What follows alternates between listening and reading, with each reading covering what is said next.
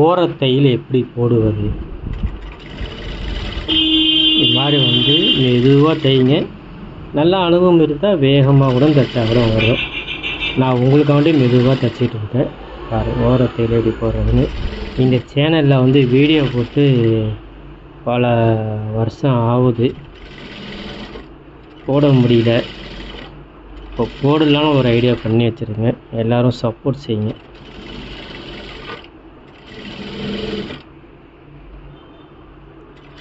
சரிங்களா? இந்த வீடியோ அப்படியே ஷேர் செய்யுங்க.